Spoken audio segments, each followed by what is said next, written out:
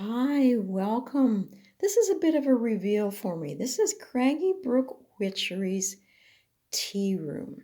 Now, this is going to be a spot I hope come spring, when people can get up the driveway, that they can come and feel comfortable, that they find the environment hopefully warm and cozy, a spot where we can share a cup of tea, a tarot reading, oracle reading, or just a spot to share some time.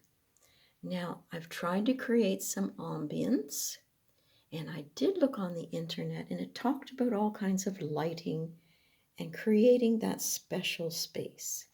There's the Jane Austen Oracle I hope to be reviewing very shortly.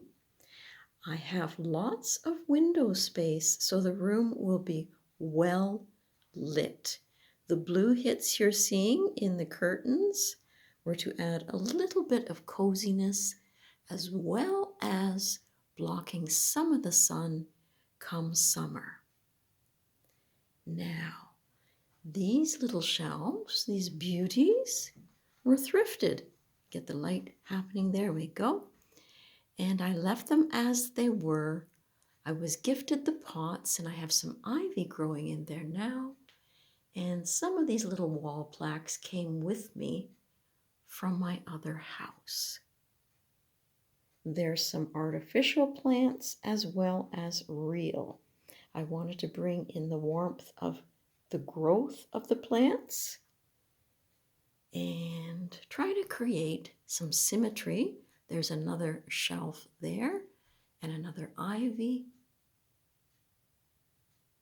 And then little crystals hanging on, I don't know whether you can see them, on the shades for the poles. A little bit of magic. I didn't want the room to look witchy.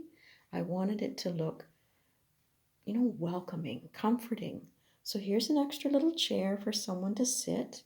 I love this little night light that is a teacup. So I did hunt around for blue hits in artificial flowers and things.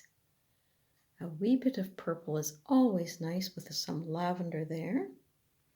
I brought in some grounding with some stones in the bottom of the vase. So there's some jasper, some clear quartz, some jade for luck. And the blue curtains continue around the room. This was a wonderful Royal Dalton teapot, but it decided to crack. So now it holds a wonderful cascade of plant life. There are some hooks here for people's coats when they come in. A cute little tea sign I found at a church bazaar. Some heat because we've got to be cozy in here. Some more hits of blue. A shade cloth should it get really warm. And this is the separate entrance that they can come into. Now, if I step back and look up, you'll be able to see the antique lights. They're artificial. Well, not they're artificial. They're not real antiques. But we got them at Value Village for about $10, along with that clock you see over there. That was another thrifted find. Over here, I've brought in some of my grandma's stitching, all hand-stitched little cottage that she did many, many years ago. And she's passed since, but I like to bring the ancestors in. I tried to provide a little bit of color and warmth here with a shelf to hold some tarot cards and knickknacks, a spot for their sweaters when they come, and another chair for an extra guest. Some more plant life, just some simple pictures. This was I did for my mother-in-law. So that's there to bring her energy in as well. She has now passed. And up above here is another grandma's work where she created and stitched a place to hold her doilies. I just added a little bit extra oomph with a teacup to match with a ribbon. And there's that corner again over here with a little bit of artwork.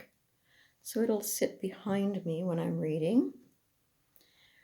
This was a thrifted shelf that I found. And I like the doors open better than closed, although they do close. And it houses some herbs and crystals I might want to bring to the table for readings. We did paint out all the cedar walls here. We haven't quite finished the doors yet, but we are in the process.